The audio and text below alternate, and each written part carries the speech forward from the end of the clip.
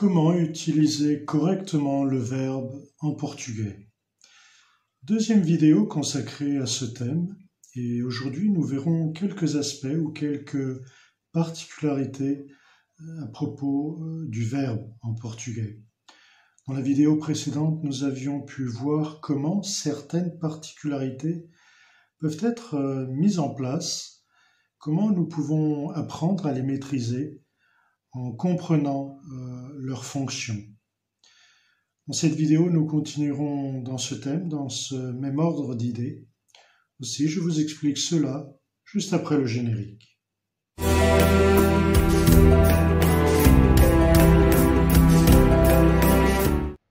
Bonjour, c'est Philippe. Bienvenue sur ma chaîne où j'aide la communauté francophone à apprendre le portugais.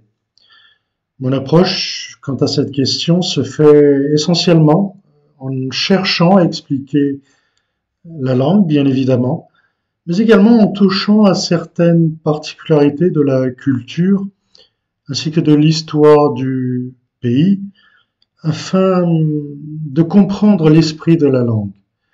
L'invitation que je vous fais est de pouvoir vous abonner à cette chaîne puisque je publie régulièrement par semaine. Donc, pour en revenir à la question posée au tout début, ou à l'introduction au sujet parlé, à savoir l'emploi du verbe en portugais, l'emploi correct du verbe en portugais, voyons aujourd'hui, en suivant la suite logique de la vidéo précédente, ce que nous pouvons considérer. Voyons certaines particularités des verbes ou de certains verbes, certaines règles, certaines exceptions, donc certaines particularités. Prenons par exemple le cas du verbe pouvoir, poder. À l'infinitif personnel dans le sens où on l'applique à des formes ou à des personnes, je, tu, il, nous, vous, il ou elle au pluriel. Donc à l'infinitif personnel, on écrit avec un O, comme poder, poderes, poder, podermos, poderdes, poderem. Dans toutes les formes, la voyelle tonique se lit E, donc c'est un E fermé. Par exemple, apesar de não poder dizer nada, o João tentava explicar a situação. Nous pourrions traduire comme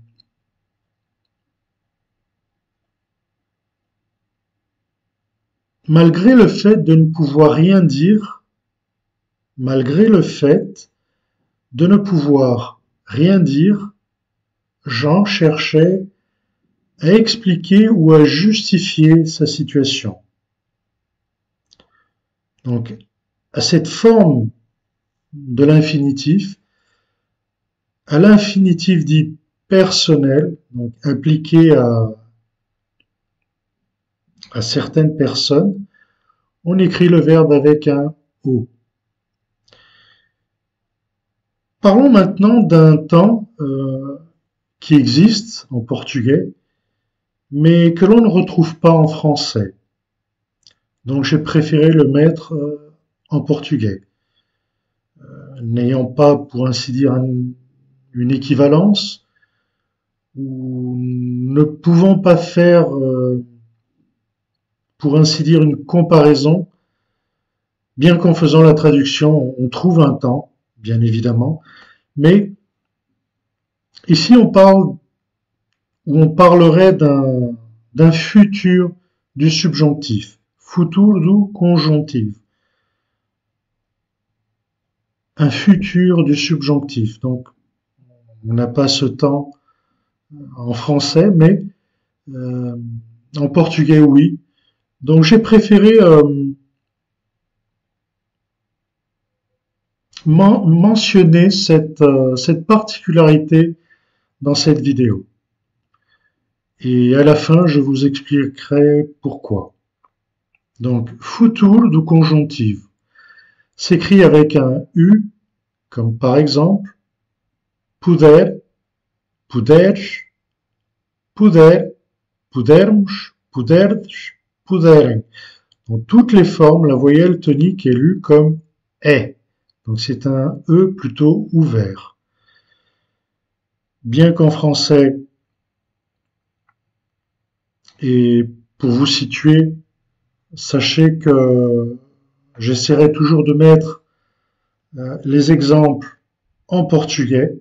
Donc bien que ici on serait tenté de lire le E accent aigu comme en français, et en portugais on le lit est. C'est plutôt comme si on lisait un E avec un accent grave. Donc le E en portugais avec un accent aigu se lit ou se prononce est, comme s'il s'agissait d'un E avec accent grave. Si o João puder, vai ao cinema. Et voilà, je me trouve un petit peu non pas dans une impasse, mais pour ce qui est de trouver une traduction plus ou moins correcte, nous pourrions dire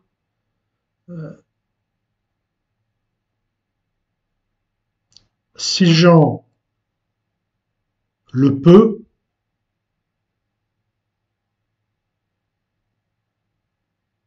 il ira au cinéma. Alors que on serait supposé d'appliquer un futur dans le premier temps et dans le deuxième temps, ou dans la deuxième partie de la phrase, un présent. Donc vous voyez que pour trouver une équivalence, c'est assez peut-être non pas compliqué, mais pour faire une traduction plus ou moins correcte et vous expliquer le plus proche possible, le plus fidèlement possible de l'exemple, ça peut paraître un petit peu confus, mais bon, fixez-vous plutôt sur la règle.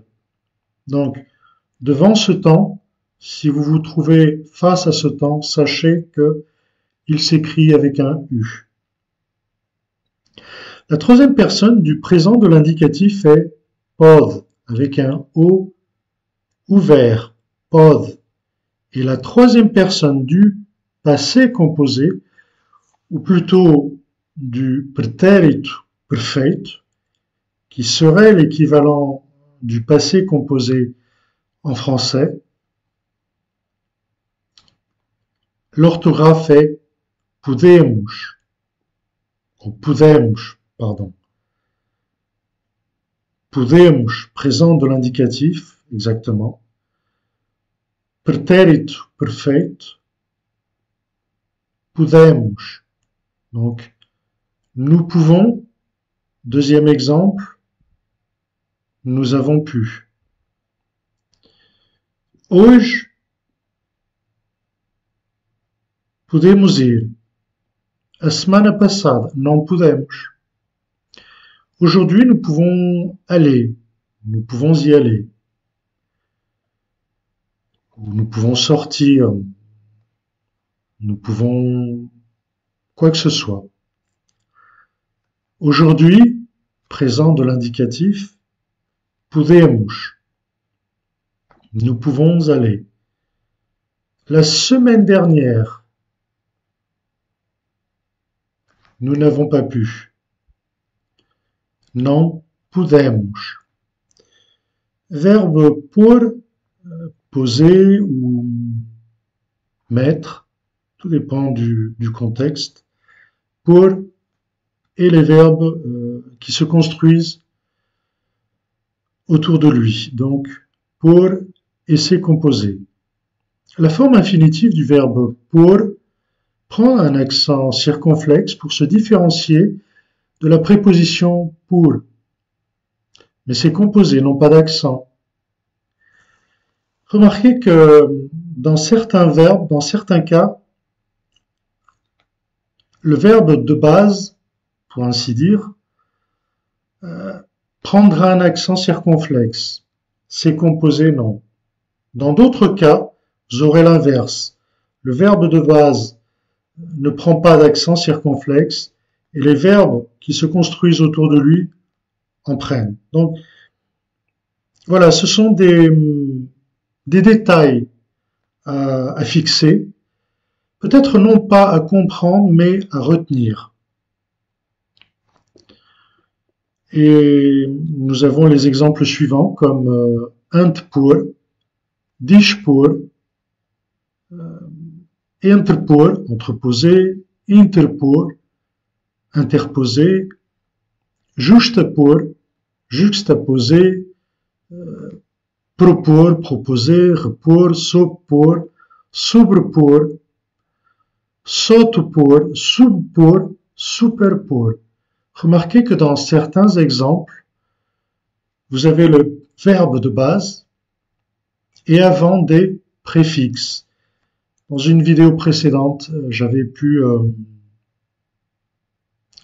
vous expliquer ces détails, la forme d'accentuer dans certains cas, le détail également du trait d'union, dans certains cas ACC, avant l'entrée en vigueur de l'accord orthographique de 1990. Dans certains cas, il y avait un trait d'union, dans d'autres non. Je pourrais vous mettre la référence de la vidéo dans la description. Vous pourrez ainsi visionner la vidéo et revoir certains aspects qui peuvent vous paraître en quelque sorte compliqués ou confus, mais rassurez-vous, je pense que ce n'est rien de grave, dans la mesure où, pour qui apprend le portugais comme langue étrangère, bien évidemment, ce n'est pas quelque chose d'évident, mais soyez patient. Le conseil que je peux vous donner est chercher à simplifier les choses et à être patient. Querer et ses composés. La troisième personne du singulier du présent de l'indicatif du verbe querer est quer, qui se transforme en quer avec un E après le R. Donc, troisième personne du singulier du présent de l'indicatif quer, Q-U-E-R, qui se transforme en Q-U-E-R-E, quer, lorsque cette forme est accompagnée des pronoms personnels atones, donc des pronoms qui ne s'accentuent pas, comme au masculin, singulier, a, féminin, ouche, masculin pluriel, h, féminin pluriel. Par exemple, o João quer o livro. Jean veut le livre. O João quer-o. Jean le veut. Jean veut le livre. Quer, façon normale, pour ainsi dire. Dans la deuxième phrase, quer-o, puisqu'il se trouve en la présence d'un pronom personnel qui ne s'accentue pas. Il en va de même pour les composés bem querer, desquerer voulant dire dédaigner, mais querer, en vouloir plus, mal querer, requerer. Le verbe requerer présente des différences vis-à-vis de querer, notamment au présent de l'indicatif, passé composé, donc pretérito perfeito, et l'équivalent serait le passé composé. Pretérito mais que perfeito, on pourrait parler d'un plus que parfait. Subjonctif imparfait. Verbe ter, vir et ver. La troisième personne du singulier du présent de l'indicatif des verbes ter et vir n'est pas accentuée. Donc la troisième personne du singulier, au présent de l'indicatif, de ces verbes n'est pas accentuée, mais celle de leur composé prend un accent aigu, comme tem, du verbe ter, contém, contenir, detém, détenir, mantém, maintenir, obtém, retém, sustém, donc il ou elle obtient, il ou elle retient, il ou elle soutient. Verbe vir, vem, convém, convenir, intervenir, intervém, provém, reconvém, sobrevém. La troisième personne du pluriel de ces verbes prend un accent circonflexe. Retenez bien ce détail. La troisième personne du pluriel de ces verbes prend un accent circonflexe pour se différencier de la troisième personne du singulier. Tem, pluriel tem avec accent circonflexe. Vem, vem avec accent circonflexe. Donc, singulier, pluriel. Maintenant, en ce qui concerne les composés de ces verbes, donc les verbes qui se construisent à partir de ter et de vir, comme vous pouvez le voir ici, nous avons contém, singulier avec accent aigu, convainc avec accent aigu, mantém avec accent aigu et intervient avec accent aigu. Parfois, il y a une certaine confusion entre les verbes ver, voir, et vir, venir, et entre leurs composés. Il est nécessaire de prendre en compte que la troisième personne du pluriel présent de l'indicatif du verbe ver, voir, s'écrit vem, et celle du verbe vir, venir, vem. Dans une vidéo précédente, j'avais pu aborder cette particularité et je pourrais vous mettre la référence, je pourrais vous mettre dans la description la référence de cette vidéo afin de vous rappeler, ou de pouvoir visionner cet aspect et le comprendre. Donc, ver, eu vi, j'ai vu, ou j'ai entrevu, ou j'ai prévu. Entrevi, previ. Ele ou ela viu, entreviu, previu. Donc, il ou elle a vu, entrevu ou prévu. Verbe vir, venir. Eu vim, je suis venu. Intervim, ou encore provim. Ele ou ela veio, il ou elle est venu, interveio, proveio. Le participe passé des composés de vir se fait de la même façon que de ce verbe, vindo, convindo, intervindo, provindo. Parlons maintenant des verbes avec Z et verbes avec S. Parfois, il y a quelques confusions, mais fixez-vous sur l'explication que je vous donne. Et rassurez-vous, ce n'est rien de compliqué.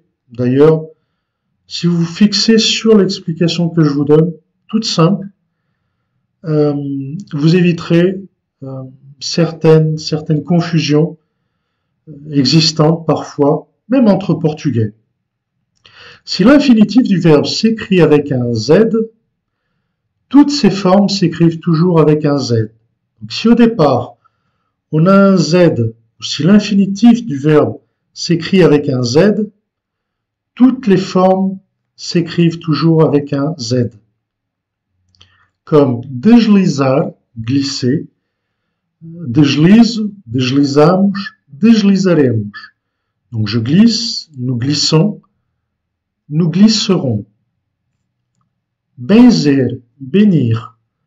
Benzo, benzemos, benzeremos. Je bénis, nous bénissons, nous bénirons. Verbe introduzir. Introduire. Introduzo, introduzimos, introduziremos. Donc, on a un Z à la base et on retrouve toujours ce Z dans les formes du verbe. J'introduis, nous introduisons, nous introduirons. Et remarquez maintenant, si l'infinitif ne contient pas de Z, les formes du verbe ne s'écrivent jamais avec Z, même si elles contiennent des lettres laissant sous-entendre cela. Donc la confusion est plutôt à l'oral peut-être, puisque lorsque l'on conjugue le verbe, on peut être tenté, dans le doute, bien évidemment, on peut être tenté de changer la lettre, sachant par exemple que une certaine lettre se trouve à l'infinitif, en conjuguant le verbe, on peut être tenté de changer la lettre. Donc si on a peut-être un Z au tout début, pendant une conjugaison, on pourrait être tenté d'appliquer un S afin d'obtenir le son ZE. Mais la règle est, si l'infinitif ne contient pas de Z, les formes du verbe ne s'écrivent jamais avec Z, même si elles contiennent des lettres laissant sous-entendre cela. Donc c'est tout simple. Si au tout début vous avez un Z, vous le retrouverez. Si au tout début ou à la base vous n'avez pas de Z, ne cherchez pas à l'introduire. Supor, verbe supor, supposer. Supusemos, supuseramos. Verbe querer, vouloir. Quisemos, quiseramos. Verbe terminant en air. Pour ce qui est des verbes terminant en air, les formes qui contiennent des diphtongues n'ont pas d'accent. Cair, tomber. Tu cais, tu tombes. Il ou elle cai. Donc on parle du présent de l'indicatif. Il ou elle tombe. Présent du subjonctif. Eu ou ele caia. C'est un présent du subjonctif. C'est un subjonctif présent. Eles caiam. Caiu, pretérito perfeito, ou, entre guillemets, passé composé. Ele ou ela caiu, il ou elle est tombé. Les formes dans lesquelles la voyelle tonique est proche d'une autre, avec laquelle elle ne forme pas de diphtongue. Donc, dans le premier exemple que nous venons de considérer, s'il s'agit d'une diphtongue, il n'y a pas d'accent. Maintenant, s'il n'y a pas de diphtongue, si les formes dans lesquelles la voyelle tonique est proche d'une autre, avec laquelle elle ne forme pas de diphtongue, elles prennent un accent. Le même verbe, cair, tomber, vós, au présent de l'indicatif, vous tombez, vós cais. Pretérito perfeito, donc passé composé entre guillemets,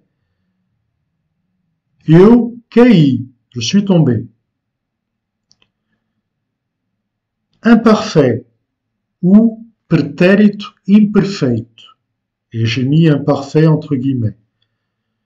Donc, on pourrait dire un équivalent en français. Eu ou elle caía, donc je tombais, il ou elle tombait. Eles caíam, il ou elle il, pardon, oui, il ou elle tombait, eles ou elas caíam. La troisième personne du pluriel du présent de l'indicatif ne s'écrit pas, remarquez, ne s'écrit pas avec un i. Eles caem. Donc il tombe.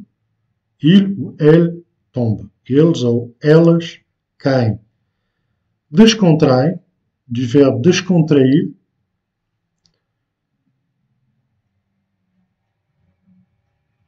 Distrai, distrair, distraire. Sobressair, sobressair. Donc tomber, décontracter, distraire. Sobressair, sobressair est un verbe qui veut dire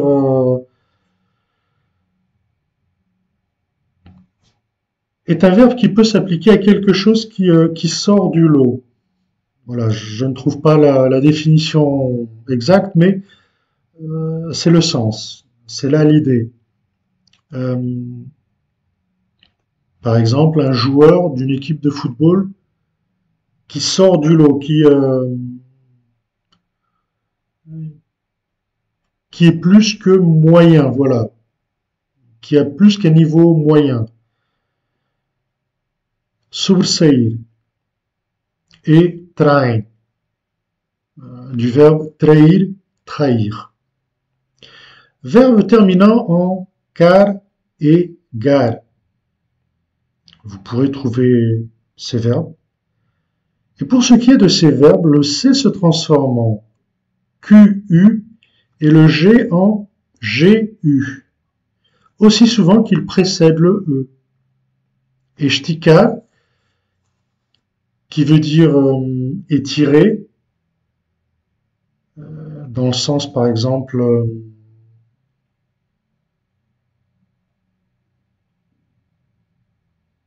dans le sens de prendre un élastique, voilà, et chercher à l'étirer. Esticar, estica, estic, QU, estiquemos, esticai, estiquem.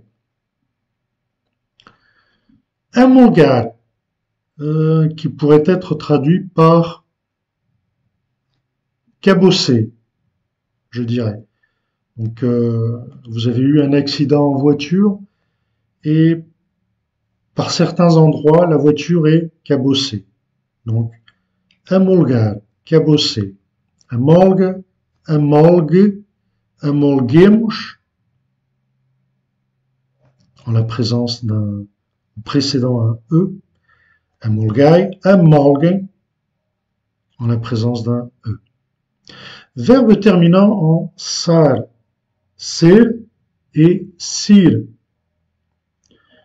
Avant un A ou un O, le C prend une cédille, ce qui n'est pas le cas devant un E ou un I, bien évidemment. Abraçar, embrasser ou étreindre. Abrace, donc présent de l'indicatif, abrace, abraças, abraça. Parlons maintenant du subjonctif présent. Abrace, abraças, abrace. Verbe obéir, obedecer. Présent de l'indicatif. Obedeço, obedeces, obedece. J'obéis, tu obéis, il ou elle obéit. Subjonctif présent. Que j'obéisse, obedeça, obedeças, obedeça. Que j'obéisse, que tu obéisses, qu'il ou elle obéisse. Ressarcir, qui implique l'idée de rembourser, de compenser financièrement parlant. Ressarce, présent de l'indicatif, ressarce, ressarces, ressarce. Pretérito perfeito ou passé composé. ressarci, ressarciste, ressarciu. Donc, remarquez que dans bien des cas, en fonction des personnes que l'on utilise pour la conjugaison, en fonction de certains temps, remarquez que l'orthographe dans un même mot, dans un même verbe, change. Dans certains cas, très peu, mais dans d'autres cas, assez bien puisque l'orthographe change complètement. Voilà, c'était quelques explications que je tenais à vous donner en ce qui concerne cette deuxième partie consacrée à l'emploi correct du verbe. Quelques explications peut-être compliquées ou confuses pour qui cherche à apprendre le portugais comme langue étrangère. Si ça peut l'être déjà pour quelqu'un, pour un Portugais qui étudie ou apprend sa langue, combien plus ou à plus forte raison, et je le comprends parfaitement, ce le sera pour quelqu'un qui apprend le portugais comme langue étrangère. Mais dans tous les cas, cherchez à, je ne dirais pas à comprendre, mais plutôt à retenir. Cherchez à simplifier les choses, dans tous les cas, et soyez patient. Voilà, c'était quelques conseils que je tenais à vous donner en ce qui concerne cette vidéo. Merci pour avoir pu assister jusqu'à la fin. Si vous avez aimé cette vidéo, faites-le moi savoir, afin d'avoir un retour de vos goûts, mais également de vos besoins. Si vous avez des doutes ou des questions à me poser, n'hésitez pas à le faire dans les commentaires et ce sera pour moi un plaisir de pouvoir vous répondre. N'hésitez pas à vous abonner à cette chaîne si vous êtes nouveau, afin de pouvoir régulièrement recevoir des conseils intéressants, pratiques en ce qui concerne l'apprentissage du portugais. Merci, une fois de plus, c'était Philippe, à une prochaine vidéo.